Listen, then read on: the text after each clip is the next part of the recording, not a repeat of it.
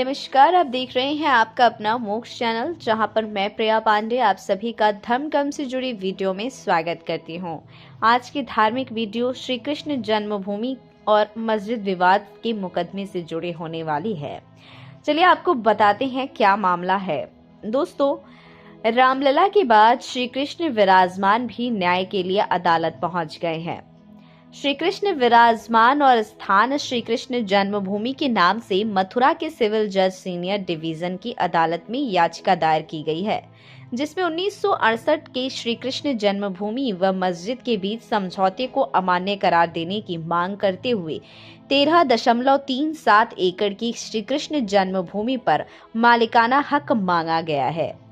याचिकाकर्ता का कहना है कि जिस जगह आज श्री कृष्ण जन्म स्थान है वह 5000 साल पहले कंस कारागार था।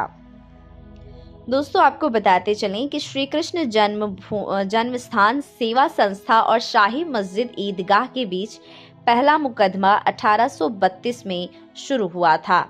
तब से लेकर विभिन्न मसलों को लेकर कई बार मुकदमेबाजी हुई, लेकिन जीत हर बार श्री कृष्ण जन्मस्थान सेवा संस्था की हुई। श्री कृष्ण जन्मस्थान सेवा संस्था के सदस्य गोपेश्वर नाथ चतुर्वेदी ने बताया है कि पहला मुकदमा 1832 में हुआ था। अत्ता उल्ला खान ने 15 मार्च 1832 में कलेक्टर के यहाँ प्रार्थना पत्र दिया, जिसमें कहा कि 1815 में जो नीलामी हुई है उसको निरस्त किया जाए और ईदगाह की मरम्मत की अनुमति दी जाए।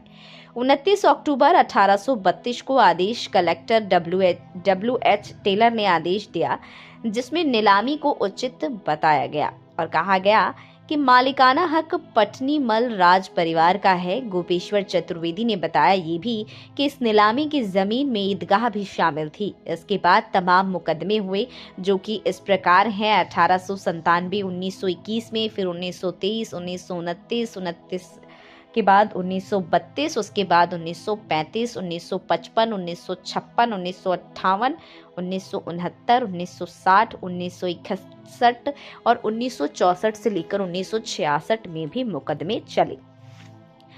श्री कृष्ण जन्मस्थान सेवा संस्था के सचिव कपिल शर्मा ने कहा कि ट्रस्ट में और विधिक परामर्श के बाद यह तय किया जाएगा कि क्या करना है। उन्होंने बताया कि ट्रस्ट और संस्थान के अध्यक्ष एक ही होते हैं। संस्थान ट्रस्ट की सहयोगी संस्था है, जिसका गठन सोसाइटी एक्ट के तहत किया था। दोनों के सचिव और अध्यक्ष एक ही होते हैं। श्री कृष्ण जन्मस्थान सेवा संस्था के वरिष्ठ सदस्य गोपेश्वर चतुर्वेदी ने कहा है कि श्री कृष्ण जन्मस्थान सेवा संस्था अभी तक चले हर एक मुकदमे में जीता है। मुस्लिम पक्ष ने कई बार ये बात रखी कि नीलामी जो हुई वह ईदगाह छोड़कर हुई, जब कोर्ट के आदेश हुए हैं कि नीलामी में वह जगह भी शामिल थी जहां ईदगाह बनी हुई है। गोपेश्वर चतुर्वेदी ने कहा कि इसका सबूत ये है कि रेवेन्यू में स्वामित्व हमारा है, नगर निगम में स्वामित्व हमारा है, ईदगाह जिस खेबट में है उसका टैक्स भी हम दे रहे हैं।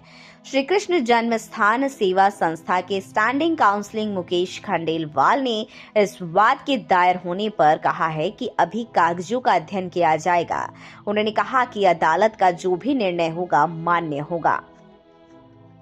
वाद पर शाही ईदगाह कमेटी के सचिव तनवीर अहमद ने कहा कि ये विवाद जबरन पैदा किया जा रहा है। कृष्ण की नगरी में सभी भाईचारे के साथ रहते हैं। दोनों ही धार्मिक स्थलों के रास्ते अलग अलग हैं। पूर्व में श्री कृष्ण जन्मस्थान ट्रस्ट और शाही ईदगाह मस्जिद ट्रस्ट में सौहार्दपूर्ण ढंग से रजिस्टर्ड समझौता हुआ था। अब कुछ लोग बिना वजह इस मामले में तूल देने में लगे हैं। तो दोस्तों, अब श्री कृष्ण की रामलला के बाद अब श्री कृष्ण के पास भी कुछ मस्जिद और ईदगाह को लेकर मामले जो हैं वो सामने आ रहे हैं।